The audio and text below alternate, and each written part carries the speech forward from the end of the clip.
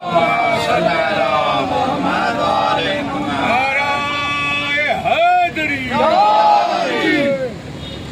حول ولا قوة إلا بالله العلي العظيم. أعوذ بالله رب العالمين. الصلاة والسلام على أشرف الأنبياء والمرسلين أبي القاسم محمد. اللهم صل على محمد وآل بيته الطيبين الطاهرين المعصومين المظلومين ولعنة الله على أعدائهم أجمعين.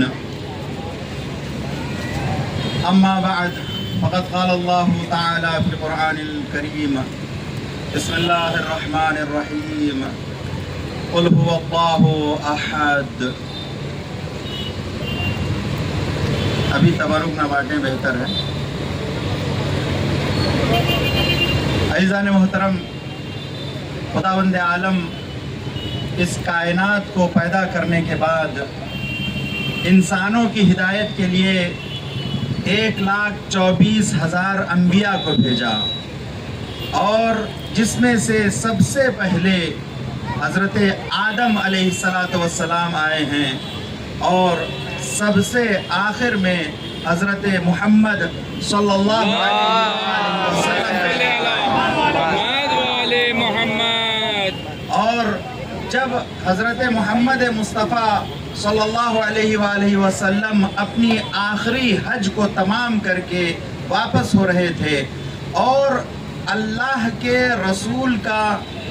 رسول کی جو ذمہ داری تھی وہ توحید کو پہنچانا تھی کہ ایک ہی پروردگار ہے، ہم سب کا پالنے والا ایک ہی ہے، ہم سب کا خلق کرنے والا ایک ہی ہے. اور اس خدا کا پیغام غدیر کے میدان میں یہ ہوا کہ اے رسول، آپ لوگوں تک پہنچا دیجئے وہ پیغام جو آپ کو بتایا گیا. کہ وہ پیغام کیا ہے؟ وہ پیغام یہ ہے کہ آپ کے بعد آپ کا جانشین، آپ کا چچازاد بھائی علی ابن ابی طالب اور غدیر کے میدان میں رسول نے اعلان کیا: من کنت مولاہ فہذا علی مولا. میں جس کا مولا ہوں، علی یہ اس کے مولا ہے.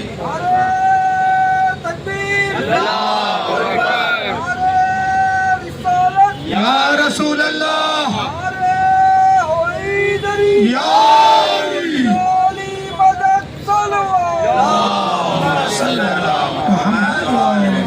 عزیزو، یہ باتیں سب آپ کو معلوم ہے. دوسروں کے لیے جو سمجھ سکے ان کے لیے اس لیے بہت آرام سے اور بہت ہی شمردہ بتا رہا ہوں کہ رسول نے غدیر کے میدان میں کہا: جس کا میں مولا ہوں، میرے بعد اس کے علی مولا ہے.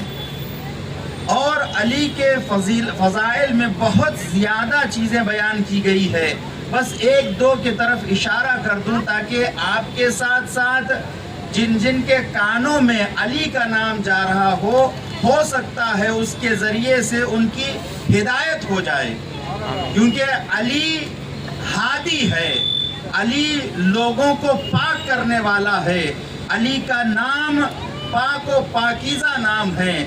علی طاہر نہیں ہے بلکہ مطہر ہے. علی پاک نہیں ہے بلکہ پاک کرنے والا ہے. یہ نام اگر کوئی کسی کے کانوں میں چلا جائے، جیسا کہ رسول خدا نے کہا کہ علی کے فضائل کو اگر کسی نے لکھا تو جتنے اس کے ہاتھ کے گناہ ہیں سب معاف ہو جائیں گے.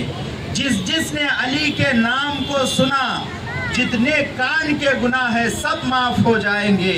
جس نے علی کے نام کو دیکھا، اس کے آنکھ کے گناہ پاک ہو جائیں گے. تو اس کا معنی یہ معلوم ہوتا ہے، اس کا مطلب یہ ہے کہ علی کوئی معمولی شخصیت کا نام نہیں ہے.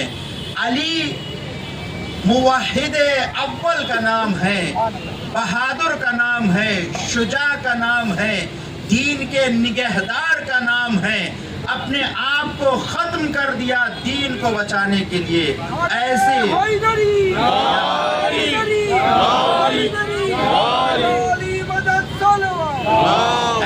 شخص کا نام ہے، غدیر میں اعلان کیا، کہا کہ یہ میرے جانشین ہے، مگر 2 مہینے کے بعد جب رسول خدا اس دنیا سے جاتے ہیں تو وہ جو حق ملنا تھا امام کو نہیں ملا، امام کو وہ حق نہیں ملا، بلکہ لوگوں نے یہ کہا کہ جو یہ انتخاب ہے ولی کا، یہ اللہ نہیں کرتا ہے بلکہ یہ انتخاب مسلمان کرتے ہیں، اس وجہ سے ہم علی کو اپنا ولی نہیں مانیں گے، اپنا خلیفہ نہیں مانیں گے، بلکہ کسی اور کو انتخاب کیا اور دوسرے کو خلیفہ بنایا، یہاں تک کہ 25 سال تک یہ خلیفہ کا سلسلہ چلتا رہا۔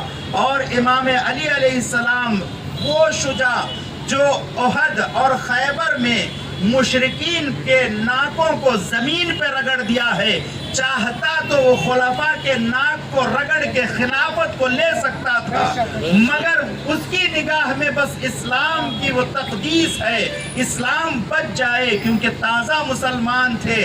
اگر علی خلافت کے پیچھے جاتے تو لوگ کہتے رسول تو ایسے نہیں تھے، رسول خلافت کے پیچھے نہیں تھے، یہ رسول کا جانشین ایسا نہیں ہونا چاہیے، مگر علی نے دیکھا خلافت یا اسلام کی جیت ہمیشہ مد نظر رہی امام علی کے، اور امام علی نے اسلام کو بچانے کی کوشش کی اور خلافت کو چھوڑ دیا، اور 25 سال کے بعد خود مسلمان چلے آتے ہیں اور خلافت آپ کے قدموں تک آتی ہے، اور آپ نے خلافت کو کئی شروط کے ساتھ قبول کیا۔ آپ نے جیسے خلافت کا اعلان کیا کہ میں خلیفہ بن جاؤں گا، تو اس وقت کا گورنر جو معاویہ ابن ابی سفیان تھا، اس نے کہا میں علی کے خلافت کو قبول نہیں کروں گا، اور اس نے کچھ منافقین کے ساتھ مل کر جنگ کے لیے آمادہ کیا، اور امام علی سے اس 5 سال کی مدت میں 3 جنگوں کو انجام دیا، اور تینوں میں ہار ہوئی الحمدللہ، اور تینوں میں امام علی کی جیت ہوتی ہے اور امام علی کامیاب ہوتے ہیں۔ اس فتح سے وہ صبر نہیں سکا اور دشمنی اور منافقت اور زیادہ ہو جاتی ہے۔ اس کے بعد ایک شخص کو مشخص کرتا ہے جس کو عبد الرحمن ابن ملجم کہا گیا، عبد الرحمن ابن ملجم کہا گیا تاریخ میں جس کا نام، اس سے کہا کہ جا کر علی ابن ابی طالب کو ختم کر دو، جا کر علی ابن ابی طالب کو ختم کر دو۔ ہاں عزیزو، وہ آتا ہے اور امام علی علیہ السلام کو جب امام نماز کی حالت میں ہوتے ہیں، سجدہ کر کے جب اٹھ رہے تھے، جب ان کا سر اٹھا رہے تھے، جیسے ہی سر اٹھا رہے تھے، ادھر ابن ملجم نے، عبد الرحمن ابن ملجم نے زہر آلودہ خنجر سے، زہر آلودہ تلوار سے ایسا وار کیا کہ پیشانی تک اس کا وار آ جاتا ہے، اور امام علی علیہ السلام کہتے ہیں فزت ورب الکعبہ، اللہ کی قسم میں کامیاب ہو گیا۔ یعنی امام علی کی پوری زندگی صرف اور صرف خدا کے لیے تھی، اور آخری دم تک اس اللہ کے محراب میں، اس اللہ کے حضور میں اپنے جان کو دیتے ہیں۔